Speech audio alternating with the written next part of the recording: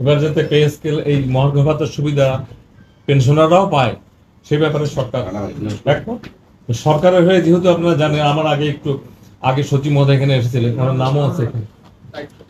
তো এটা খুবই একটা আমি মনে করি সময় উপযোগী, যেহেতু ইমিডিয়েট যাতে দেওয়া যায় একটা নির্দেশনা লাগবে। তবে পজিটিভ এটা অবশ্যই শর্টেস্ট পসিবল জনপ্রশাসন, আমি এইটুকু বলতে পারি একদিনের মধ্যে আমরা এটা আমাদের লেভেলে উপরে যেখানে যাবে উইল ডু ইট।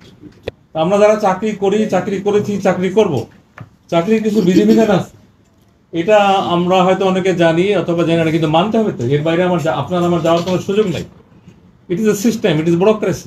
তারপরে যাতে হ্যাসেল না হয়, সময় না লাগে, সংক্ষিপ্ত সময় যাতে আমরা আমাদের মন্ত্রণালয়ে, আবারও বলছি, আই রিপিট, একদিনের মধ্যে আমাদের মন্ত্রণালয় করে দেবে। প্রসেসটা কি হবে এই জন্য এত সময় লাগছে।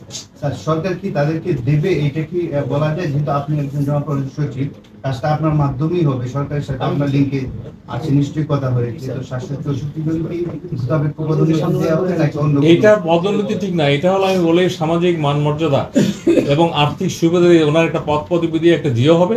এই জিওর ভিত্তিতে ফাইন্যান্সিয়াল জিওতে তারা এই টাকাগুলো পাবে।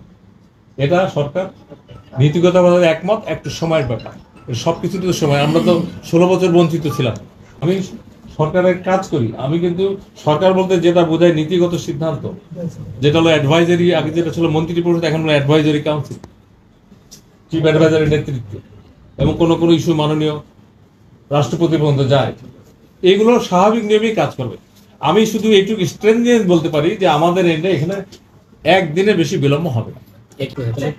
নিম্ন গ্রেডের কর্মচারীরা এরা সরকারের কোনো গুরুত্বপূর্ণ মহার্ঘ ভাতা কি সরকার দেওয়ার সিদ্ধান্ত নিয়েছে যে কর্মকর্তা কর্মচারী? অবশ্যই, কর্মকর্তাদের জন্য একটা দাবি এবং প্রত্যাশা। জি জি, এটা স্যার আপনার কোন টাইমে দিবেন এবং সকল কর্মকর্তা এটা সরকারি বলতে একেবারে পিয়ন থেকে হাইয়েস্ট লেভেল ক্যাবিনেট সেক্রেটারি পর্যন্ত আছে, সবাই পাবে।